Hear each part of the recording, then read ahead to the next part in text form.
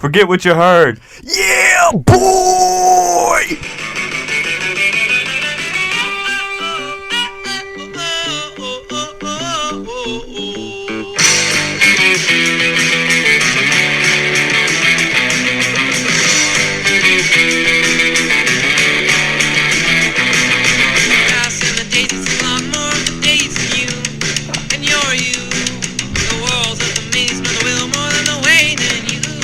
Hey everybody, welcome back to another episode of Forget What You Heard. I'm Aaron. And I'm Luke. NBA time. NBA game. It starts tomorrow, man. I know you guys are focused on hockey. I know you're focused on the NFL. But we got a new one coming in. It's coming in hot. What's tomorrow, Tuesday? Tuesday. Wow, what a weird, interesting day to start a season. But yeah, today on this podcast, we're going to, give you a lot of information about the NBA. Our playoff seedings, MVPs, Coach of the Year, Rookie of the Year, Sixth Man, Most Improved. So, strap on your seatbelts and get ready for a joyous and wonderful ride of NBA action. Yeah, what a beautiful time for sports right now, man. We got hockey starting back, MLB playoffs, basketball starting. Yeah. A quarter of the way through the NFL season, man. It's October, man. That's football game. That's sport game. And we're going to get you some NBA content before the season starts.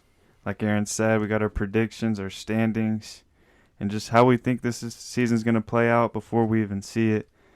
And I'm definitely looking forward to it. It's nice to have some other content other than football for the past few weeks. And it's basketball season, baby. Let's go. Yeah, and before we get started, I'd like to apologize for not putting out our predictions Friday. We had a little bit of a prior engagement. Oh, we went to the Dead & Company concert, and we got, it was a spiritual experience, great music, great vibes, great crowd, great performance. We were just enjoying ourselves, so we took the Friday off. I hope you guys can forgive us. But our schedule will resume as it was before, so don't expect that to happen again. We just wanted to get out there and, live life to the fullest. And I also want to say I'm very grateful to be here today with Luke doing this podcast. And for you guys, I'm blessed, and I'm going to put my best foot forward each and every time. So thank you, guys. Thank you, Luke. And thank you, everyone. Yeah, man, thanks for that. It's nice to get some light into this content, man. It's bigger than sports. It's bigger than a podcast. We just have a lot of fun. Hope you guys have a lot of fun as well. You guys mean a lot to us. And, like you said, man, just trying to enjoy, our free time, going to see a concert. It was a great concert, great vibes, good energy. We feel good. And I'll tell you what, after that concert, man, I'm now lactose intolerant. That's what I was afraid of, man. Yeah, it got me down there. But let's go ahead and get right into it, man. We'll start off with the West standings. I guess we'll go down from the top to the bottom, starting at number. No, bottom to top. You want to go bottom to top? My name's Joe, but my friends call me Brandon. All right, Belton. Let's go ahead and start at number 10. Okay. Do you want to you want me to do the honors? Cut Please. The red tape? Yeah, man, let's cut it loose. I've got the T-Wolves, man. Okay. I like them, man. They're very talented, young. Karl Anthony Towns is back. It's going to be his year, as you've been saying for a while now. I don't want to steal your thunder. For the listeners that don't know, I'm a huge fan of the Ant-Man. I love Anthony Edwards. I think he's going to be a superstar, the best player in the NBA in 5 years. Yeah, I said it. They have Malik Beasley, D'Angelo Russell. I don't know how that's going to work out. I like their coach, Finch. I just like what they got going on there, man, and having what they've done around Karl Anthony Towns. I have them being the 10th seed, which might be a surprise to some of you. Yeah, I have the Timberwolves as well at number 10. Me and Aaron, before this, we kind of discussed the Kings or the Timberwolves. What team can potentially slide into that, last spot in a play-in game? We decided it's going to be the Timberwolves, just based off, I think they have more star potential. I think they have more talent overall. Yeah, I think they're pretty evenly matched teams because I think the Kings have like better role players like Halliburton, Buddy Hield, Harrison Barnes. What if Bagley comes Rashawn back? Holmes. And then that their one star guy is Fox, obviously, but I like the Finch dude. I like the Finch coach. I think he can come in. He can bring some leadership. He can bring some tenacity to that young Timberwolves team. And I think this is Cat's breakout year. I think this is where he comes in. He shows he's a top 5 center in the NBA, and he puts up huge numbers. And Anthony Edwards comes into his own as well. And I think the Timberwolves are good enough talent-wise to be, number 10 over the Kings. So I'll take the Timberwolves with you at number 10. That's fair. You want to go 9? You want to lead it off? Yeah, I'll lead off number 9. I'm going to take the Memphis Grizzlies. I Dang, man. have the Memphis Grizzlies as my surprise team in the West. I think 9 is their floor. I know the West is stacked. It's got a whole bunch of great talent in there. But the Grizzlies are this young team. It's a mystery. To me, they remind me of the Hawks of the East last year. A young team. No one really thought they had playoff aspirations. But just because of there's so much talent on this team that if things do click, they start growing a little bit as a team, this team could actually make a pretty solid run into the playoffs. So I'm taking them number 9, and I can see them being better. I think 9 is their floor. Yeah, I originally had the Grizzlies 9, but I have just made a decision. I'm going to put the Clippers 9 and have the Grizzlies 8. Well, I'll talk about the Clippers. They have a superstar in Paul George. I just don't really like the supporting cast there. Really, it doesn't impress me. If Paul George has a good year, I think they'll get the 9th seed. If not, if it's a bad year for Paul George, they ain't gonna make the playoffs. I'm gonna say that right now. Who's his number 2 guy? Reggie Jackson, Eric Bledsoe, probably. Ain't good. Not looking too good. So yeah, I'm gonna switch that. I'm gonna have Clippers coming in at 9. Yeah, I think that's fair. Like you said, it's Paul George and a bunch of has-beens. But if Paul George plays up to, if he can get to like MVP, top 10, top 5 in voting or something like that, I think they could be, 8 or 7 seed. I just think having Paul George makes them a little bit better than the Grizzlies. Because, they have pretty good depth. Eric Bledsoe, Reggie Jackson, Terrence Mann, Luke Kennard, Batum, Marcus Morris. Like, they're not a terrible team. They're obviously not, a contender with Kawhi being injured and Ibaka as well. But I think it's fine. Like you said, you're taking the Grizzlies, man. I like that because I do think the Grizzlies will be very competitive this year. Yeah, so for my 8 is the Grizzlies. I want to talk about them for a bit. Okay. They just agreed to a contract extension with JJJ, Jaren Jackson Jr., which is promising. He's looked good these last few preseason games. Ja Morant is going to be good. I like their young core. Dylan Brooks. I like DeAndre Melton. I like Desmond Bane. They got Tillman. They got Steven Adams. I don't know. They got something going there. They drafted Zaire Williams, who I like a lot. They just have a very deep, young nucleus, and I like their coach. I don't know. I think he's a good guy. I don't know. I just like what the Grizzlies got going. I think JJJ is going to really impress this year, and Ja's going to make another leap. I don't know about leap, but a step forward. And the Grizzlies will be put back on the map. Grindhouse. Yeah, I like that. I'm the most thing I'm interested with the Grizzlies is seeing like how the coach Taylor Jenkins manages like the rotation, because they have a deep team. Like you said, who's going to play what, who's going to start, who's going to play the big minutes. Because you have Kyle Anderson still, you have Melton, you have Desmond Bane, you have Dylan Brooks, Jarrett Culver, Brandon Clark. Like, how is he going to, find the right guys to play? And to me, that's, like last year it was kind of an issue for the Grizzlies was kind of the minutes and the rotation. So how is he going to adjust that? And then I think Valanciunas was a big problem. He kind of, I don't know, messed up the flow of the offense in terms of JJJ being able to do his thing, being unlocked. But Steven Adams, he doesn't need any offensive attention, really. You know what I mean? He doesn't need touches or anything like that. no, he doesn't. I'm saying in terms of like the rotation. But do you think like will John Morant make the next step? He'll make a step, yeah. Okay. Who's your 8? Clippers? Clippers. I have the Clippers at 8. I mean, I mentioned before, just having Paul George. He'll keep them afloat, and they have solid, role players in depth. And Ty Lue, I'll give him credit. He's been really good for them. I do like him as the 8 seed. 7?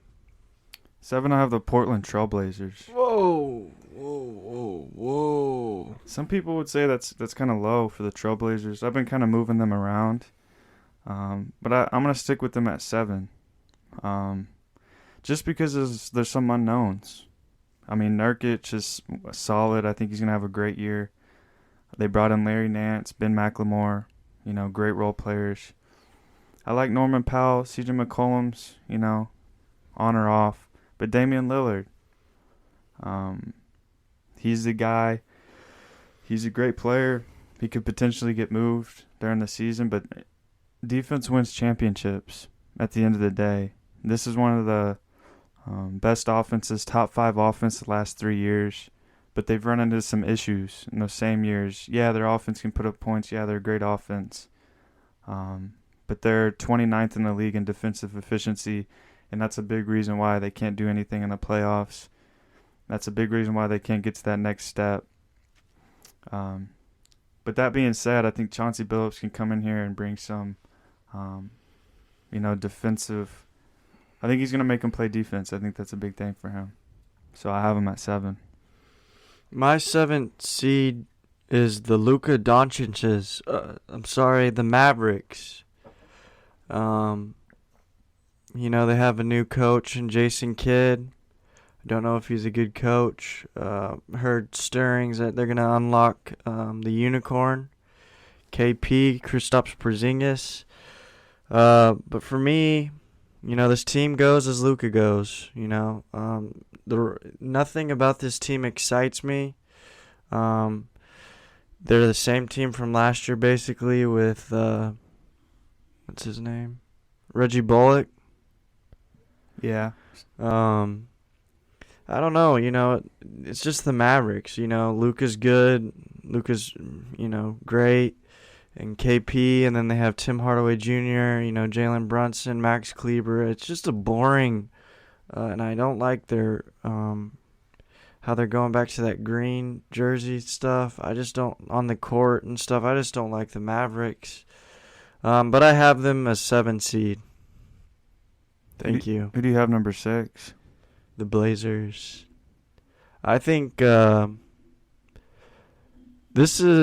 think the Blazers could surprise us, but I think this every year, it's the same thing. If CJ and Damian, blah, blah, blah, this and that, we say it every year.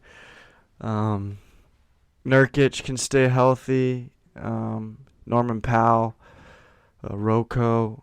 But for some reason, I really believe it this year. I know I have them at 6, but I could see them getting up in the top echelon of the West. I feel like I don't know, at some point that chip on their shoulder has to show through. Health has to be on their side.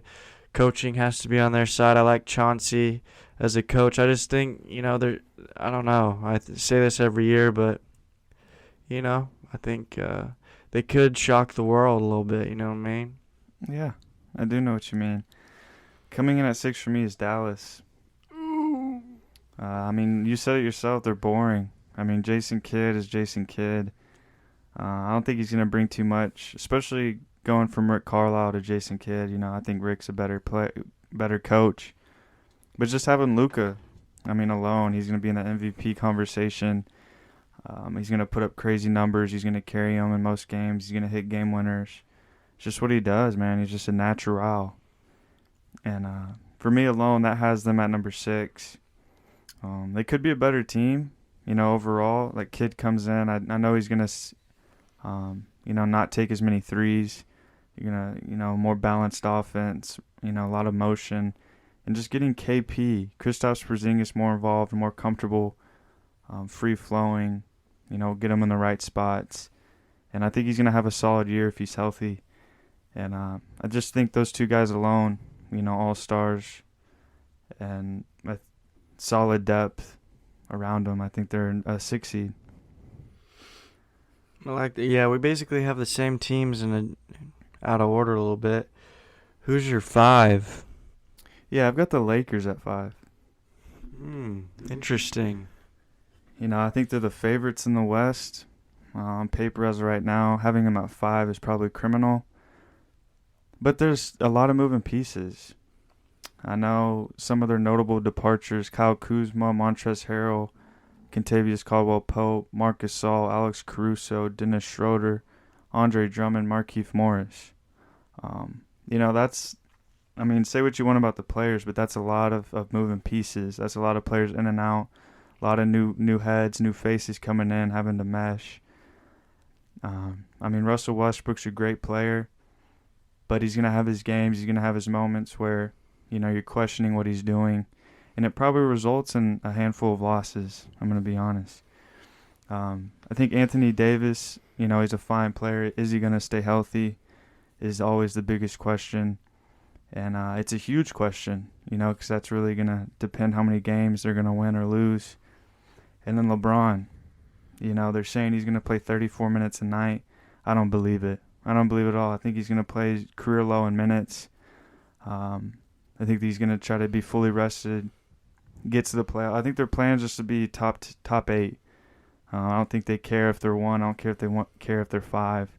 It's just to get in, be healthy, and then we can make a run. So I'm going to have them at 5. I don't think they're going to be the strongest regular season team.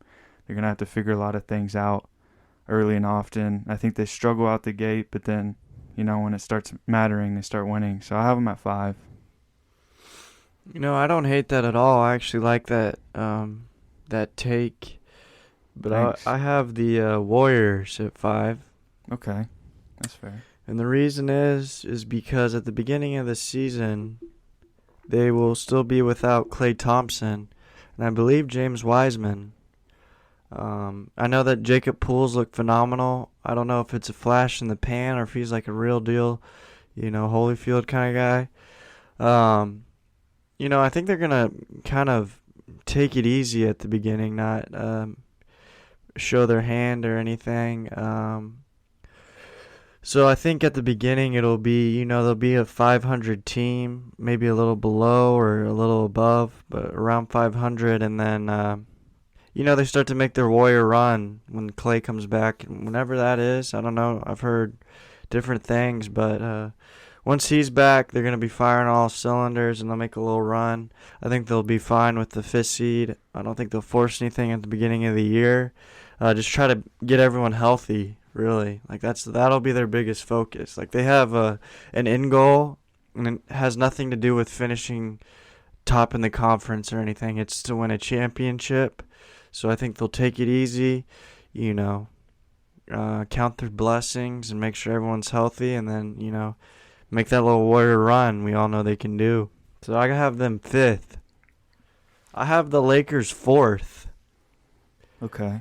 And I share a lot of the same sentiments you shared. This could be a disaster. Having all those old players, injury histories, like Malik Monk's already hurt. Kendrick Nunn's never been the healthiest. Like, they're young guys, they claim to be young, have a lot of injury history. And then, you have old veterans, Carmelo. Preseason looked scary, but I won't hold that against them. But I don't know, man. It's hard for me to see. I don't know why everyone's just penciling them in for Western winning the West. Neither do I. It seems like there's I don't know, like watching Westbrook with LeBron looked very confusing and disjointed, and I don't know how that's gonna flow. But I mean, if anyone can do it, LeBron can make it work. But like he's old, Russell's old, Melo's old, DeAndre Jordan's old. Anthony Davis has an injury history too. They're basically their best players. So I mean, this could be disastrous, and but it could, they'll be. But if it works out, like the best case scenario, they'll be a good team defensively. If everyone stays healthy, they could make a run. But I'm not penciling them in whatsoever. I think it's gonna be interesting. That's the team I'm most fascinated to watch, just to see how everything works out. But yeah, I have them 4. I have the Denver Nuggets 4. We see Jokic, he's coming off his historical MVP run. We're watching Michael Porter Jr. see if he can make that leap, get up there, get over that 20 points per game mark. And then, getting Jamal Murray, I'm not sure when he'll be back. He'll be back at some point, maybe later on in the season. But I'm just trying to figure out, Denver's a great team. Like, they have the depth, they have the talent, they have the coach. But it's never, there's something about them. They're never, like, real contenders. It's always, like, a question mark. They have the talent. They have a great regular season. They get into the postseason. You see them kind of, kind of trip around. They can never really just put it all together. And for some reason, it worries me. I know they have all the talent, but they just can't. You just really can't ever consider Denver as contenders because you just know, like, something's gonna happen because they have so much talent, but they just can't do it. And I can't figure out what it is. I'm not sure. And that plays a part at them at number 4 for me. I would have them much higher because they're a great team, but for some reason they just don't pull it together. Maybe this is the year that they get better and they pull it out, but I'm going to stick with them at number 4. I have the Nuggets at number 3. Okay. Obviously they have Jokic, Jamal Murray. I don't know his status either. I see them being a good regular season team, and I actually see them as a contender. Mm-hmm. Another year with Michael Porter Jr. I don't know, man. That guy's scary. Scary good scorer. If he can stay healthy, Aaron Gordon is, I think we all know who he is now. He's just a role guy. He's not special. He's not very good. I feel bad for, Denver for trading for him, thinking they were getting something, but he's not very good. And I think Denver knows that now, so I guess they'll use him, less and less. I like how the Jeff Green addition. Yeah. Because he can fill in for Gordon when he's, being a has-been. Because Jeff Green has turned into a little microwave. He can get hot real quick now. Yeah, man, that 3-ball, Uncle Jeff. They lost Millsap, but Jeff Green fills that role very well. Yeah. Maybe some bowl minutes. That would be nice. That would be lovely. Will Barton's back. Yeah, Austin Rivers and Bones Highland. He's kind of been shown out a little bit. That guy's got a little cockiness to him. Yeah, he got some swag on him. I mean, if your first name's Bones, man, you're pretty cool, man. Nahshon Highland. Yeah, that's his crazy name. But, I like the Nuggets, man. I figure with Jokic and another year of Michael Porter, maybe he gets a bigger role. Maybe Michael Malone relaxes on the leashes a little bit and lets him play. They got Campazzo, he's a good little guy. I have him at number 3. Number 3 for me is the Golden State Warriors. Whoa. I have them at 3. I think it might be a little rich. And, they do have concerns. It's not automatic this team comes back and is automatically a contender. It's just how will the Warriors, balance their developmental guys and their guys that are, helping them win now. They have a young core outside of their, main guys. Like Jordan Poole, Damian Lee, Moses Moody, Kuminga, James Wiseman. How do these guys play out? What is their role in this offense? What is their role in their team? And if they can figure that out, if they figure out good roles, they're playing, decent ball. It's a top 3 team in the West. And so I'm predicting, having the Warriors at number 3, that it plays out. They find a way to get it done. And I just think they have depth. And then when Klay Thompson comes back, we see that old team from the past, just Splash Bros, Draymond Green, nitty and gritty down in the paint. And getting Iguodala back, I think, might be bigger than we might assume. Wiggins is still Wiggins. And then, like you said, Jordan Poole, man, he looks like he's going to be a six man of the year candidate. And we saw the Warriors get into the playoffs last year, as without Klay Thompson, but now adding Klay Thompson, it adds a different element along with the additional pieces that they brought in. Number 2 for me in the West is the Phoenix Suns. This is a team that most people would say they overachieved last year. But I think they're going to live up to their expectations after last year. With Chris Paul, I think Devin Booker improves a little bit. And then DeAndre Ayton, he's playing for a big contract. There's been holdouts, haven't been able to reach on a long-term deal, so maybe that'll light a fire under him. But they're keeping pretty much the same team. They lost a few guys. But my big thing is that young trio. Booker, Ayton, Mikal Bridges, can they take another leap? I think that's big for them, especially in the West, the amount of talent in there. And those 3 young guys, they have that playoff experience. And then Chris Paul versus Father Time. Do we finally see him take a step back? Or, is he going to be one of these, freaks in the long run?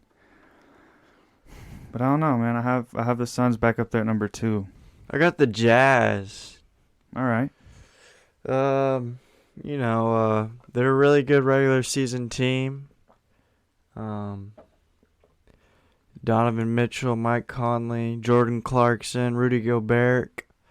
I don't think Bogdanovich. It's the same team basically. They're gonna do really well in the regular season. That's what kind of team they are. But I feel the same way about the Jazz as you feel about the Nuggets. There's just something about them, man. They can't get it done in the playoffs. But that's just how I feel about the Jazz. It's a regular season team, man. Until they get rid of Rudy Gobert. Who do you have at number 1? The Suns. Ooh. Reason being, man, they still got them young, fiery stars up and coming. DeAndre Ayton, he's trying to get that bag. Yeah. Mikal Bridges is looking fantastic. Chris Paul, he's doing that LeBron stuff so he doesn't age. Devin Booker, is he going to be that superstar guy again? I think so. They just have a good core, good coach. We saw what they could do last year, and one more, more experience. And with their young guys getting even better, I think, they'll be a force to be reckoned with in the West, man. For the unless, they do something weird with DeAndre and lose him after this year. But I think they'll be pretty good going forward. Yeah, I agree. I like what you're saying. They could easily be the number 1 team. They could easily win 55, 60 games, and they're just dominating. Like last year. Last year they showed out. I have Utah Jazz number 1. You mentioned, maybe they're not, built for the playoffs just yet. But I think they're the deepest team in the West with Mike Conley, Clarkson, Donovan Mitchell, Royce O'Neal, Joe Ingles, Rudy Gay, Bogdanovich, Gobert, Hassan Whiteside, Eric Pascal. You got a lot of vets. It's an old team, a lot of experience. And they can afford an injury or two throughout the season, and they'll still be able to stay afloat. Whiteside's not as good as Gobert, but he brings that same type of game, defensive, rebounding type of mindset. Rudy Gay, a scorer that, fill in for Bogdanovich at points. And then, Joe Ingles, Clarkson, one of the better guys off the bench in the NBA. They're just built to be a good regular season team. That's saying that, but when it comes to playoffs, who knows? But I just think regular season wise, they'll be fine with injuries. They can still win games. Rudy Gobert is a great defensive player, and just seeing the growth of Donovan Mitchell is another big thing. Can he step up, become a superstar? Just take that next step and really emerge as a elite guy in that league. So Utah number 1. Let's move on over to the Eastern Conference. Yes, sir. Beast Coat. Basketball. Burn it. You want to start it off, man, at number 10? I would love to. Great. At the 10 seed, your boy has the Wizards of Washington. Let me give you a couple reasons. They don't have Russell Westbrook anymore, and they got a nice return. Kentavious Caldwell-Pope, Montrezl Harrell, Kyle Kuzma.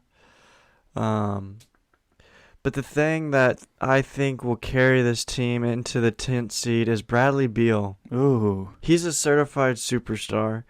And addition by subtraction, if you will, getting Russell Westbrook, I think helps him.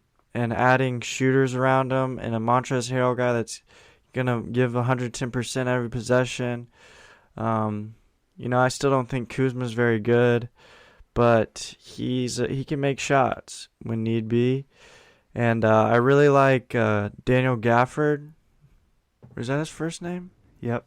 Daniel Gafford. He's looking pretty good, like an alley-oop guy, good rebounder, good defender. And I think people forget about Rory Hachimura. He looked really good in the Olympics for Japan. He was a first-round pick. He wasn't able to. He had his moments last year, but with Russell out, I think he gets more touches and things of that nature. And the addition of Aaron Holiday.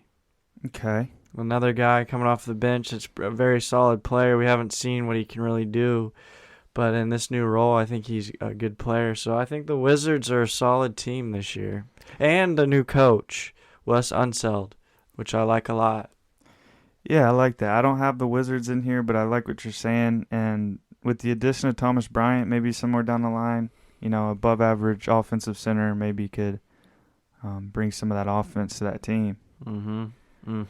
Number 10 for me, I have the Charlotte Hornets. A lot of excitement to this team. They have 4 draft picks in this past draft: James Bouknight, Kai Jones, JT Thor, Scotty Lewis. We'll see how they fit in. I know it's a very young team, but I like it. It's a fun team. I know they lost Devontae Graham, Cody Zeller, Malik Monk, but they brought in Ish Smith, Kelly Oubre, Mason Plumlee, and they're just replacing guys that I think could potentially fit in well in this offense with LaMelo, Terry Rozier, Gordon Hayward, Miles Bridges. I just think overall they're very young. That's why I have them down here at 10. But they have the pieces to be a playoff team if they're healthy and it works out. Because Gordon Hayward's a borderline all-star when he's healthy. He was a top 40 guy last year when he played. Scary Terry made huge improvements. And then obviously LaMelo in his second year. Can he improve? And I do think they do a little bit, but just a borderline playoff team. I have them at 10. Can I touch on something with the Hornets? Absolutely. I don't have them in the top 10. Okay. But you made very good points. Some of them I forgot. I forgot Gordon Hayward was still there. Yeah, understandably. I tend to forget about Scary Terry. Really, I was focused on LaMelo Ball. Mm-hmm. And I have a hunch that he's going to struggle shooting this year. Really? Yeah. His form is, what would you call it? Ugly. Okay. It doesn't seem very efficient. I don't know. I just have a weird feeling. I mean, he rebounds, he assists. He's a good player, Yeah. like his brother. But I don't know. I think he has a shooting slump this year. I don't know. I could be very wrong. He could make a leap, but I just have a weird feeling about LaMelo this year. I think that, I kind of have that feeling too. He's not going to be like, come in here and just blow it out. But I think like Hayward and Rozier and, guys like that make this like a playoff team. He shoots like he's in the G League. You think so? Yeah. Maybe LiAngelo will take his job. He looks like he plays in the rec center at the YMCA on Saturday mornings. Someone get J. Cole on there. We need to get LiAngelo on there, man. He's on there. Little Dirk. He's on the Greensboro Swamp Donkeys, I believe. That's the Charlotte Hornets, isn't it? Yeah, I think they signed him and waived him so they could have his rights or something. Yeah. That'll be interesting to see, man. Watch him. Because he's a sharpshooter, He's good. Yeah. He's the best shooter out of the Ball brothers. I'm not going to disagree. Actually, well, we'll get to him eventually. We'll get to Rondo. Oh, don't edit him. So for me at number 9, I have the Indiana Pacers. It's kind of the same thing as last year. Like a team who's pretty good team. They have good talent. Their starting lineup's solid. But they just can't put it all together. I think they're dealing with a lot of injuries. But, I don't know, their starting lineup's nice when they're healthy. Brogdon, Karis LeVert, T.J. Warren, Sabonis, and Miles Turner. That's a solid starting 5. I'll give them that. But then you move on a little bit. I mean, T.J. McConnell's a good player. Jeremy Lamb's fine. They added Torrey Craig, Chris Duarte. I mean, O'Shea Brissett was solid last year. But it's just, that Rick Carlisle's there, which I think is a big deal. But I think getting healthy and staying healthy is the big thing for the Pacers. And they could potentially be better or they could be worse. So I'm going to play it in the middle and put them at number 9. Yeah, I have the Pacers at number 9. Is T.J. Warren going to be ready? I don't know. He might miss the start of the year, but he'll be back this year at some point. What about LeVert?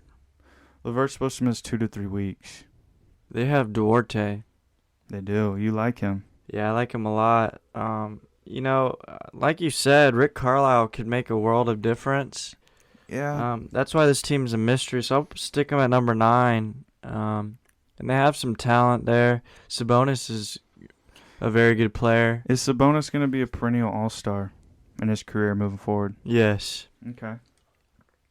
I do too. He's got I think the Pacers know that too. So, for my 8 seed, I'm going to zig and zag because I'm changing my list as I'm speaking. I'm going to go with the Knicks. Mm. I'm going to go with the Knicks. They were the Cinderella team last year, and I know they added Kemba and Evan Fournier. But who knows what that does to the whole Julius Randle feng shui. Julius Randle is a good player when he has the ball in his hands, and he's the guy, I think.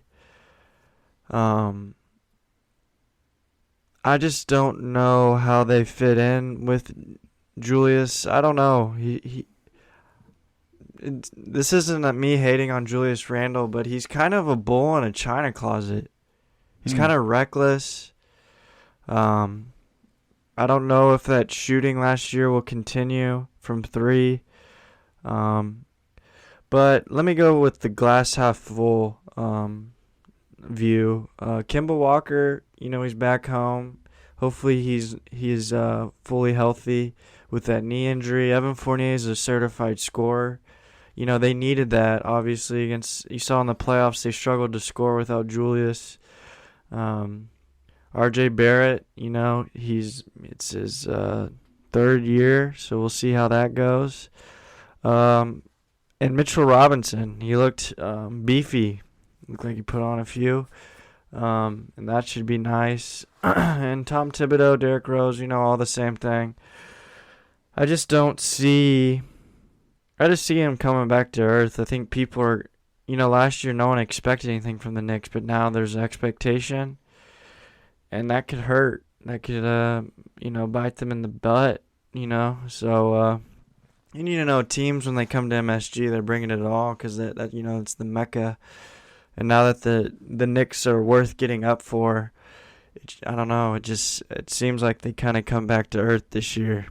So I have the Knicks 8. I have the Knicks 8 as well. I think they got better from last year, adding Kemba Walker and Fournier, like you said. But I just like the 7 teams above them in the East. I think they're just overall better. But the Knicks could be good. They could be much better than we think with Kemba. Can he get back to that all-star level type of player?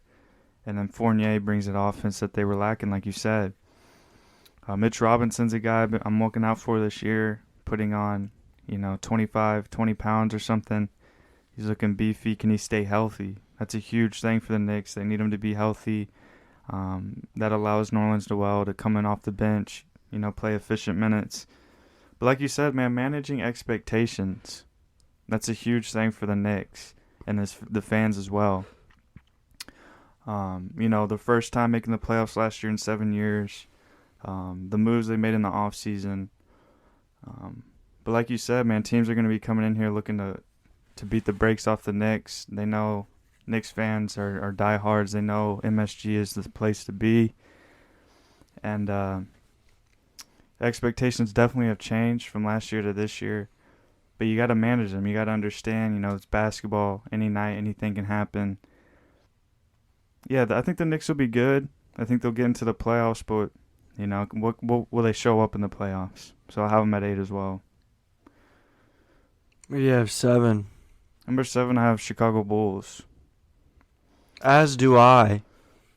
Yeah, maybe we can touch on this one together because a lot to say about the Bulls. Kind of a whole new offense, whole new team.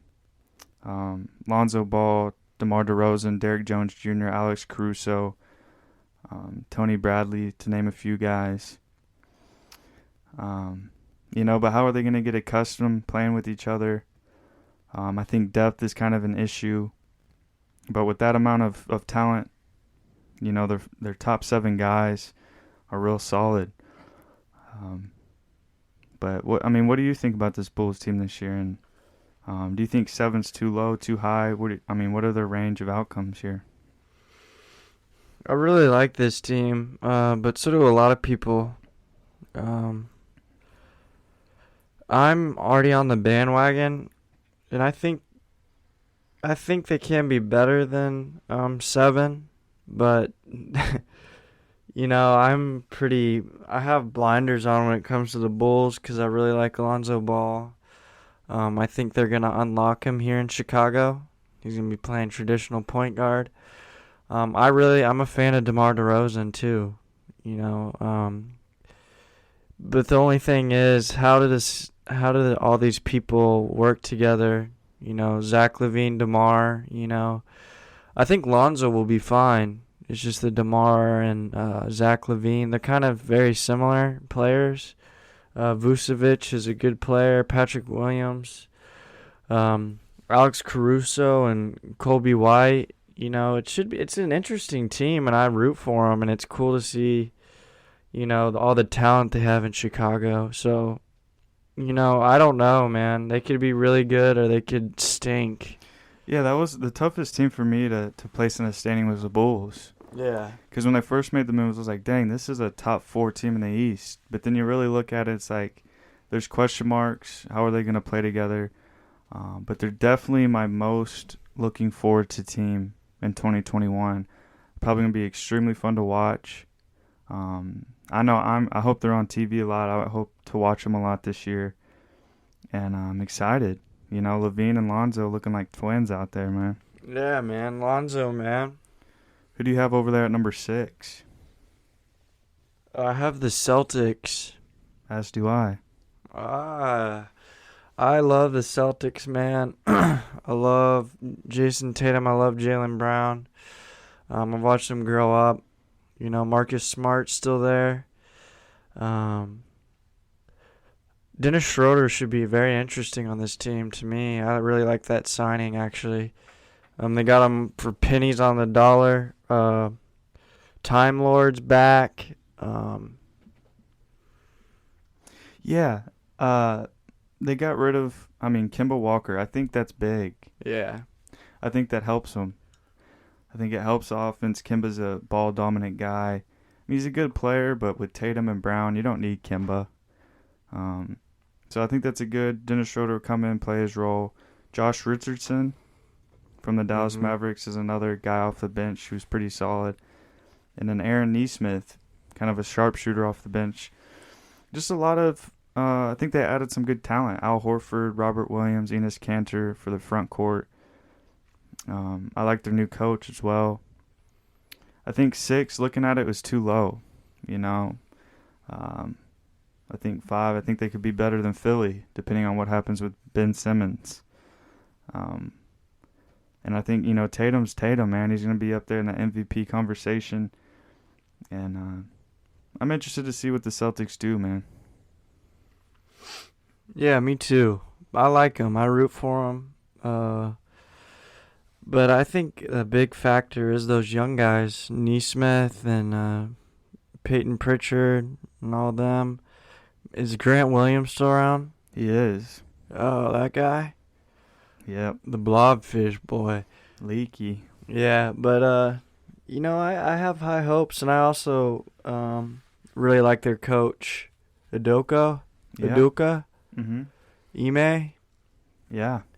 Yeah, so, yeah, and I think, looking back, they could be 5 or 4 as well. For my 5th seed, I have the Hawks. Okay. Yeah, don't everyone get your panties in a wad, man. I know everyone's riding this train hard. I don't, you know, they have Trae Young, blah, blah, blah, Trae Young this, Trae Young that. You know what, Trae Young? They made a rule because of you, because you stop in the middle of the lane, do some weird herky jerk, and get fouled and go to the free throw line. Well, this year that's not going to happen. So thank you for that. Thank you. Because we actually did need that rule in the NBA. It was getting frustrating. Him and James Harden. You know, I'm not the biggest Trae Young fan. But I like John Collins. I like Clint Capella. I like DeAndre Hunter. I like Cam Reddish. I like Herter. You know, they got a good team. But it's pretty much the same team as last year. They lost Tony Snell and Chris Dunn. Added Jalen Johnson. It's the same team, man. They're kind of running it back. Yeah, I mean they'll be good, man. And Trae Young will put up his stats, but you know, not a big fan. Yeah, I've got the Hawks at 5-2. Number 4, I have the Philadelphia 76ers. Don't know really what to expect, but they do have the best center in the NBA, in Joel Embiid. I do say that knowing Nikola Jokic is alive, just what Joel can do on both ends is much more meaningful. They still have Tobias Harris, Seth Curry, Danny Green, Thibault, Milton, Tyrese Maxey. It still is a great team with or without Ben Simmons. You know, reports saying Ben Simmons is showing up. You know, is he gonna play? Does he get traded? What do you think? I don't know. I heard that, you know, he got you know, his COVID test and he was, you know, around. I just thought that it was too far gone, like you know, the bridge was burned. But maybe he feels like, you know, that his other options aren't as good, you know? Like, I felt like, you know, the barbs that Joel, you know, threw at him and Ben threw at him, like he didn't think he could win a championship. I think he thought about it and was like, you know, that's probably my best chance to win a championship, because if he gets traded, man, it could be anywhere. Just whoever has the best offer. And maybe he had like an like a spiritual experience. It was like, you know, this is probably the best situation for me.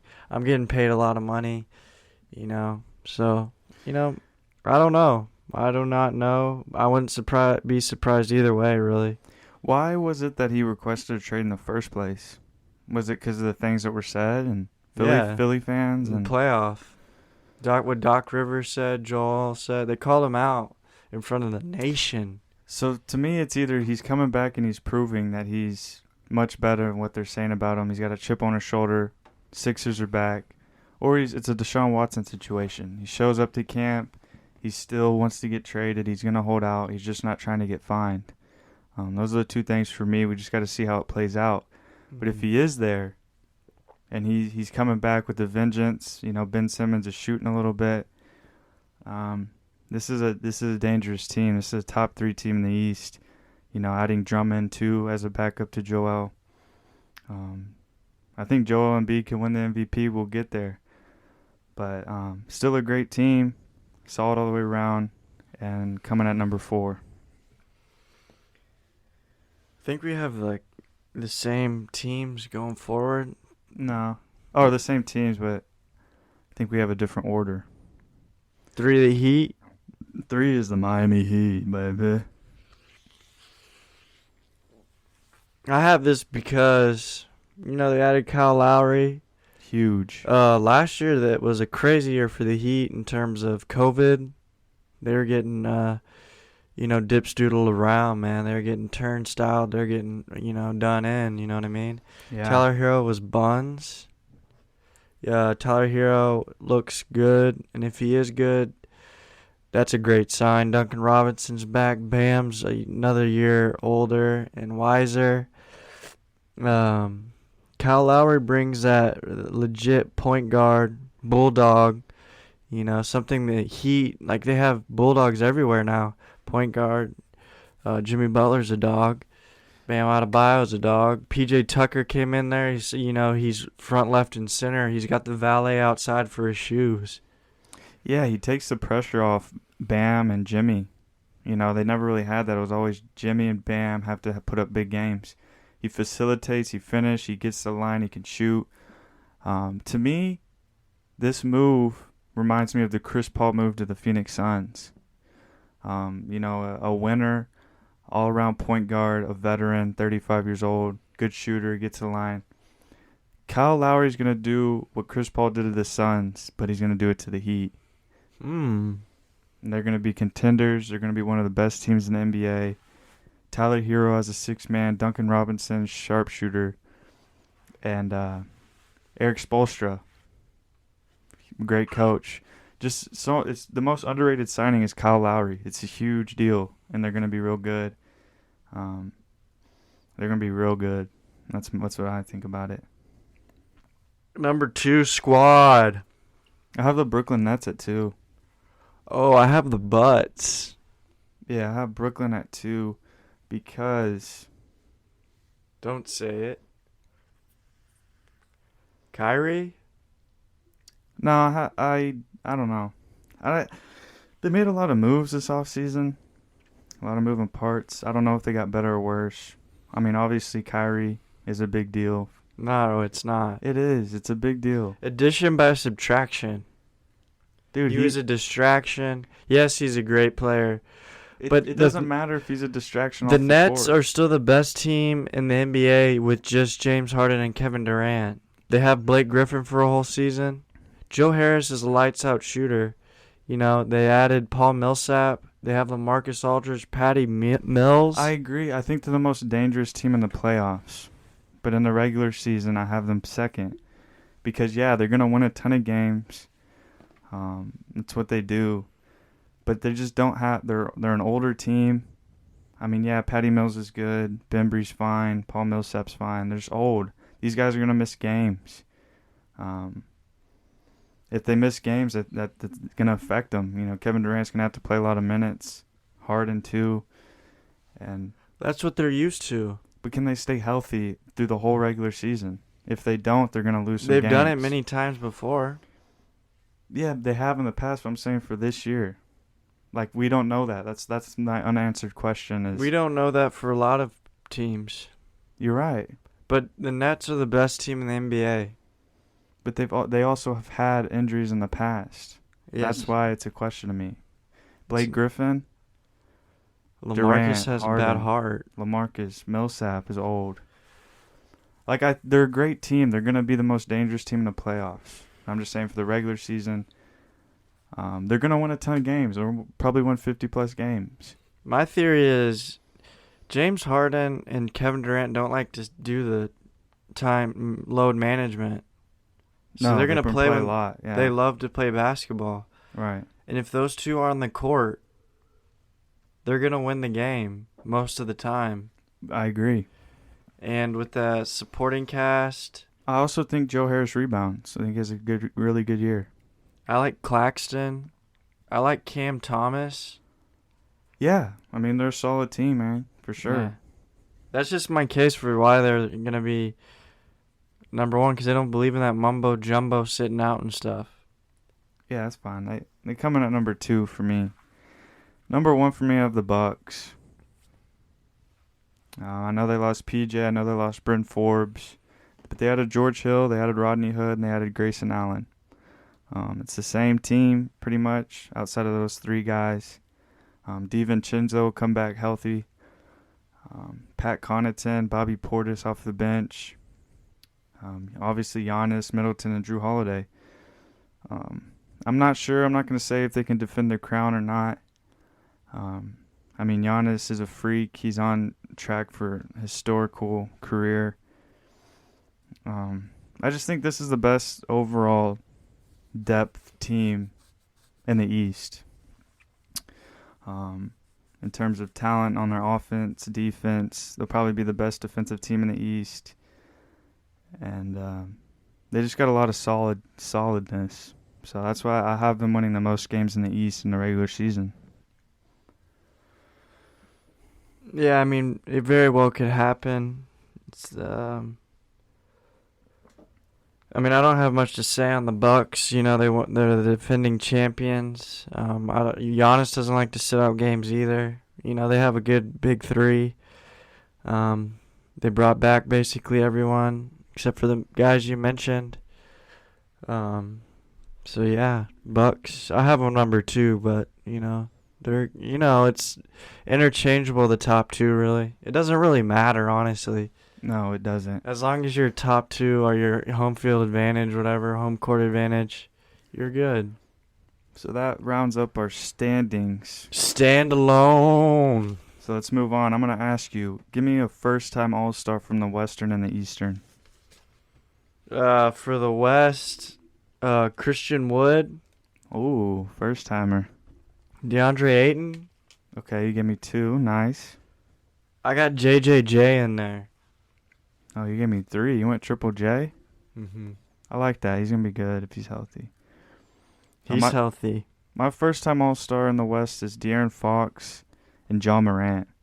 I think it's De'Aaron Fox's time. I think he's overdue, man. He deserves to be an All-Star. And I think this is the year. He's a great player. And then John Morant, if he takes that next step, he's an All-Star. What about in the East? My question to you is, JJJ, Jaren Jackson Jr. hasn't played all that much. Right. However, the Grizzlies offer him that contract extension, so obviously they know something we don't know. What's behind closed doors? What do you mean? We know he's a freak, man. He has never showed it. Yeah. But I think in the practice facility, he's probably putting up 22 and 12. I mean, shoot, he's one of my favorite players in the whole NBA. Yeah, no. I hope he stays healthy as well. But in the East, Tobias Harris. Interesting. I think it helps his case if Ben Simmons isn't there. But he was borderline putting up a career stats last year. Some would say he was an all-star snub. I'd snub him. It's not what you got him first-timer on there, man. Yeah, thank you. I got John Collins on there. Has he been an all-star? No. He's good. He's real good. But, you save the best for last. It's Lonzo Balls. Okay. Lonzo ascends to what we once knew him as. A big baller brand. I like that, man. I like those 3. Hope Lonzo gets it, man. He deserves it. My first-time All-Star in the East is the one and only OG Anunoby of the Toronto Raptors. I love that one, man. I want to give that one a good round of applause. Yeah, that one's a little bold, a little out there. But I think this year he steps up and he becomes a really, really good player. My other one I want to name is Darius Garland from the Cleveland Cavaliers. He's also one of my favorite players. Daryl? And if he put up nice stats last year, but if he can get up to that 20 points a game, 9 assists, couple steals. He's gonna need more than that. I'd like to see him in that. If he comes out hot at the beginning of the year, gets that a little bit of recognition, he'll get that first-time All-Star. He's gonna need more than that though. De'Aaron Fox had like 25 and. Who's the leading scorer of the NBA in 2021? Oh man, I didn't even get to write this one down. Yeah, the leading scorer is probably. Probably like Luka or something. You go with Luka? Luka. Last year it was Beal. I think he's probably the most favored, being on Washington and all. I'm going to stick with Luka. Okay. Dude, his usage rate's going to be out of this world. I mean. You think it'll be 30 plus? Yeah, I would not be surprised, dude. And remember last year he came in like fat? Because he didn't know when the season started? Yeah. Right now he looks like a Slovenian stallion. That's I haven't right. seen him in this good looking in a while. He had that Olympic game. Yeah, and I mean, dude, he was going to put up a lot of points. I don't know if he'll lead the league. But Joel might be up there, though.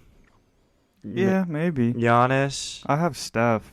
I wrote down Steph Curry as my leading scorer. Stefania? Yeah. Bell? Yeah, I guess Stefania Curry on there. That's nice, man. I mean, he's going to have to put up a lot in the beginning. Like, I think he'll be averaging like 35 for a long stretch. And then maybe later half in the year it comes down to like 30, 31. I would not. Yeah, I mean, I wouldn't put it You past said high him. usage. I think he's going to be very high usage as What well. about Dame?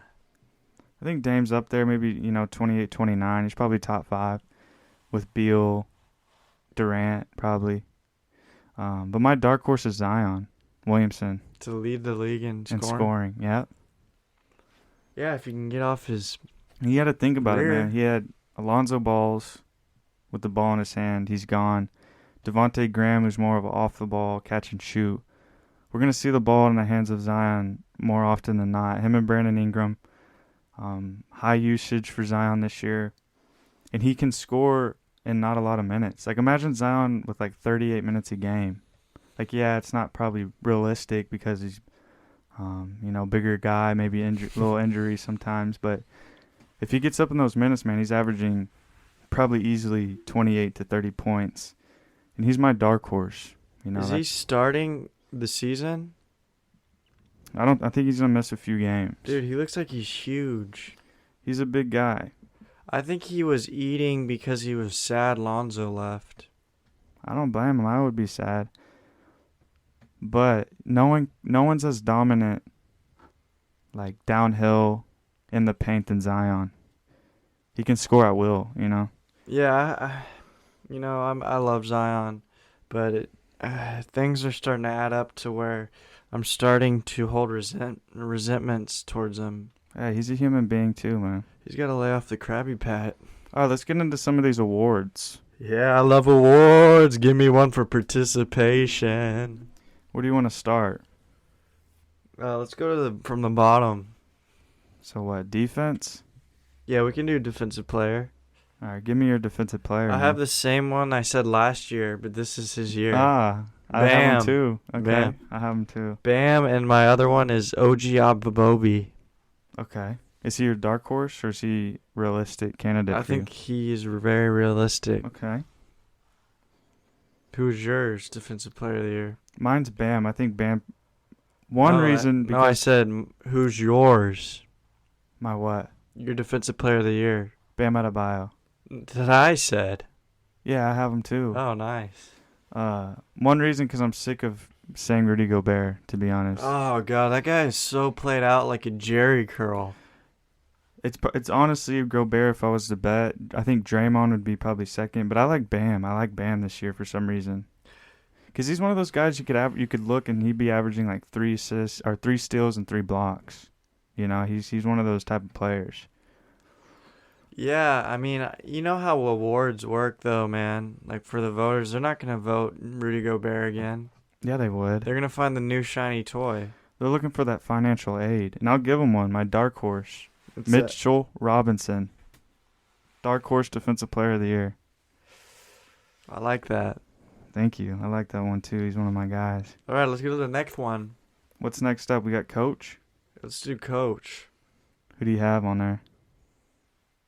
I got Chauncey Billups. Ooh, custom gift. But I also like the Celtics guy, Okay. Udoka. Yeah.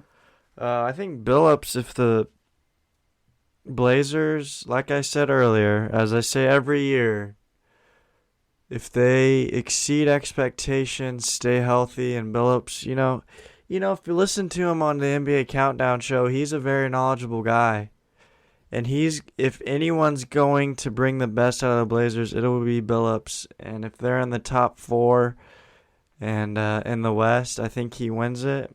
And I also have Steve Nash because I could probably win Coach of the Year if I was the Nets head coach. But it happens to be Steve Nash. So he's a good coach, but it would be an easier job if I had KD and James Harden because they coach themselves. But thank you for listening to my Coach of the Year candidates. Now I'd like to listen to yours. Yeah, Eric Spoelstra. Easy. Oh, Spo. That one's easy. I don't care about Steve. I had Steve Nash last year. I'm tired of him. I'm sick of him already. I like Eric Spoelstra. Like I said, man, I like the Heat this year. Top 3 team in the East. Solid team. Eric Spoelstra is one of the best coaches. He's my Coach of the Year. My dark horse is Billy Donovan for the Chicago Bulls. Bill. Yeah, he gets all that talent, but, having to coach him and mesh them together is whole nother issue. And if he's able to do that, he could potentially be the Coach of the Year, man. So he's my dark horse. What's next on the lemon? You going to go 6-man? Yeah, we can do that. All right, let's do it. I have Alex Caruso. Whoa. A fan favorite headband. Alex Caruso is out there. He's been putting on a show in preseason. The thing about Alex Caruso, why I like him so much as 6-man, is he's not one of those Jordan Clarksons. He's not one of those Colby Whites. He's not one of those Lou Williams. He's stuffing the stat sheet, man. Rebounds, assists, steals, points. We need to stop putting 6 men in a box that they have to just be microwaves. Eric Gordon. We need a guy that can come off the bench and fill up the stat sheet on every level and have a good plus or minus. And that's Alex Caruso, Headband AC, for President, Chicago. Thank you. My 6-man of the year is Tyrese Halliburton of the Sacramento Kings. Is he not starting? No. I like that. There's something about him. Like, yeah, he's kind of unorthodox. He's kind of janky, dude. His shot's a little ugly, but he gets the job done. He puts up the numbers. I think, especially off the bench, coming off the bench, if he can get up into those, high 20s, low 30 minutes per game, he's efficient. He can put up 18 points a game, a handful of assists, and look good doing it. I think Tyler Hero's another guy too, keeping on that Miami Heat trend. He can come in and provide a spark off the bench. Kind of new up-and-coming guy, a lot to prove. And next up, you want to do the most improved player? Yeah, I got a few. Okay. Michael Porter Jr. Sure. is one. OG Anunoby, a familiar face. I really like him, man. Lonzo Ball. Okay. Jaren Jackson Jr. Right. And I also have one that maybe I haven't said. Kristaps Porzingis. Most improved? Yeah. Okay. Can he win that? If he wants. Like improve. So there was the unicorn, and then there was Kristaps Porzingis hurt, and then there was him returning from the injury and being a shell of himself. So I'm saying he's improving from the shell of himself back into the unicorn. Yeah. Like a force. I have 3 of those guys. Michael Porter Jr., Jaren Jackson, and OG. But 2 guys that I want to name, one of them being my favorite pick, Kevin Porter Jr. for most improved. He's a starting point guard for the Rockets now. Scoot. If he can stay efficient, raise up that field goal percent, put up some big numbers, I think this is his award to lose if he's able to do that. My dark horse is Jordan Poole. Guy can come off the bench and supply. I think, dude, he's gonna average 16 to 18 points a game. Like, I swear, he's got that just weird thing about him. He's a good player, and he's my dark horse most improved.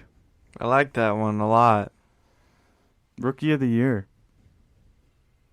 Let me tell you something. I gotta wink, man. I have Jalen Green. Just because he's gonna have the most. Tell me about him. He's gonna have the most minutes, probably. Yeah, probably the shortest or the longest leash out of all of them. He could potentially average 20 points per game. Preseason, it was looking a little, like you need to hit the weight room. He wasn't that efficient. But there's glimpses of that shot being smooth, his step back, getting to the hole. And that'll all come with time. Rookies have that time where they have to acclimate to the NBA game because they're grown men. I also have a young man named Scotty Barnes who plays for the Toronto Raptors. 6'9", can play 1 through 5. He was a point guard at Florida State. He has the ball. He has the floor general. He can pass very well. He's long and lanky on defense. Needs to work on his shot, but just a freak athlete. Good knowledge of the game. Good feel for the game. I really, really, really like Scotty Barnes. And this is my dark horse. Some may be shocked by this, but Chris Duarte, the 23-year-old out of Oregon, I think he was picked 12, 13 by the Indiana Pacers. He looked really good in the summer league, and he looked really good in the preseason. He's a bucket waiting to happen. And, I've got him as my dark horse rookie of the year because he could potentially, because he's old, man. He's older. He's like a grandpa in terms of rookies, being 22 or 23. So Jalen, Scotty, and Chris Duarte. Those are mine. Yeah, man. Thanks for that. That was a great list that you provided. That was a handful and a mouth breather. You mentioned Jalen Green. I did. This is his award to lose. Oh, you got 2 Rockets losing awards. Yeah, I mean, the opportunities are there for both of those guys, especially for Jalen Green. He's got that opportunity. Christian Wood's obviously the guy, but he can be, putting up, 15, 20 shots a game. Just depends on what kind of numbers he's putting up. He's a good player. He should be putting up numbers. I think Cade Cunningham, might be up there as well. But I didn't like what I've been seeing in preseason because they've been playing him off the ball a lot for some strange reason. Killian Hayes has the ball in his hands a lot. So I'm going to Jalen Green. My dark horse is Josh Giddey. Stinky. Oklahoma City Thunder. Do me a favor and go look up his 3 preseason game stat lines. That man can do pass. That man can do rebound. That man can do steal. That man can do get to the rim. And if he's putting up stat lines like that, that's going to be hard to overlook. It's going to be hard to not look at little Josh Giddey and his long-headed hair. Yeah, he's on the Thunder, but that means, he's going to have an opportunity. That means he's going to play some minutes. And, he's my dark horse, which might not be as dark as a horse as we're thinking. Very good. Let's move on to the most valuable player of the 2021 season. I think we have the same one. I don't think so. I have Joel Embiid. Embiid? Yeah, because if Ben Simmons doesn't play, that guy could get up there north of 30, north of 12 rebounds and, north of 2 blocks a game, man. He's a do-it-all kind of guy. Yeah, he's good. Yeah, he's real great. Yeah, he's MVP. I have 2, but I'll give you 1. It's Luka. Oh, here we go again. The Peruvian Barbie. The Balak Leak. Like you said, the usage rate's going to be crazy. He's going to put up numbers. Dallas is going to be a good team. And the media loves Luka. They love the little white, blonde-haired, blue-eyed, chunky monk. And I think he's probably the favorite. I know Giannis on paper is the favorite, but that's no fun. Luka deserves to get one. My other one was Steph Curry. He's kind of, I think Luka is first and then Steph, but Steph's going to put up numbers. He's going to have a great year if he's healthy. He's going to be in that combo. My dark horse. I've got 2 dark horses as well. Mm-hmm. Do you have any? I have Lillard as a serious dark horse, but then I have LeBron James. Ooh. Let's get him another one. I don't care if his stats stink. I don't care if his team stinks. Let's vote him in so we can get him another MVP under his belt. And I don't want you guys to forget this, but there's a guy lurking out west. Chains on shining. He's long, lanky, and don't think I forgot about him. Bol, dark horse MVP candidate. Yeah, I'll just move on to my dark horses. Yeah. Trae Young. Oh, gosh. You're just going with these guys that were drafted in the same draft and traded for each other. I'm just saying, man, the media loves licking on Trae Young. I think that's a big deal in that. And I think he's a good player if he can put up those numbers. And the Hawks are a top 4 team in the East. But my darkest one, Devin Booker as the dark horse MVP. That is very... I mean, I wouldn't even say that's a dark horse, but... Yeah, it is, man. I mean, he's probably... You can probably place a bet on him. Is he top 10, you think, in the bets? I wouldn't guess it. Maybe not, but top 20. Yeah, that's a long way out. If Devin Booker can continue to improve and put up bigger numbers, LeBron's probably got a higher chance than... Absolutely, 100%. Anthony Davis probably does. What about too. Paul George? Yeah, he's a dark horse, but he's gonna have to do a lot. I mean, if the Clippers are gonna be good, he's gonna have to be an MVP type of guy. What about Colin Sexton? You know how I feel about that situation. Could he be MVP? No. But he could put up 25 points a game if you wanted to go that route. Actually, I have just been thinking about dark horses for Defensive Player of the Year, Mo Bamba. Sure. That guy's a block just reaching up and scratching his head, man. That guy is a long freak. Jared Allen, dark horse Defensive Player of the Year. Sure. Let's get someone that can steal in there. Yeah. Ben Simmons. Gary Harris. DeJounte Murray. Oh, I like DeJounte a lot. We didn't ever talk about the bottom feeders. Yeah, there's a good reason why. The Spurs are going to be the worst team in the NBA. OKC is by far the worst team in the NBA. Second worst team in the NBA is the Spurs. They trounced on the Rockets. That's my bold prediction. Oh. My bold prediction is that this isn't bold, but OKC's but terrible. That's not bold, man. They're going to be terrible. I mean bad. My bold prediction is Jared Allen breaks out 20 points, 10 rebounds a game. That's not that bold. Jared Allen breaks out like Julius Randle. No. That's bold, man. That's pretty bold. I'll give you an actual real bold prediction from the Eastern Conference. Portland comes out slow. Damian Lillard gets traded to the Sixers for Ben Simmons. Portland Trailblazers come out slow start, kind of stink. Damian Lillard gets traded to Philadelphia for Ben Simmons in pieces and parts. I've got a bold prediction. Sure. Armani Brooks makes it into the 3-point competition and wins the 3-point competition. Okay. What about the dunk competition? Let's see. Has anyone ever won both in the same All-Star I weekend? believe Larry Bird.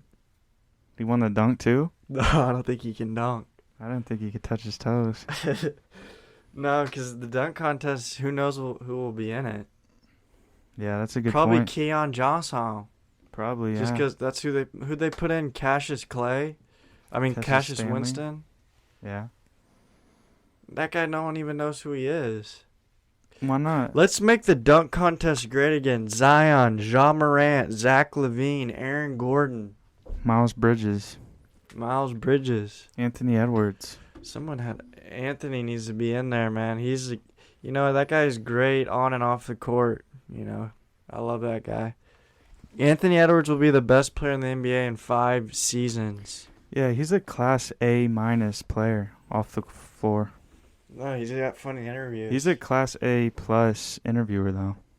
No, he's an A+ world-class interview. Yeah. He's got what it takes to be that guy. I plan on getting his jersey as soon as it comes out in the Kevin Garnett style. You gonna get the lime green one? No, the one that has the trim has the trees on it, like Kevin Garnett. That'd be cool. You could probably get that right now. I also want to get shorts. His shorts. How would you feel if I got you a LaMelo Ball jersey? I'd give it. Would you wear it around? No.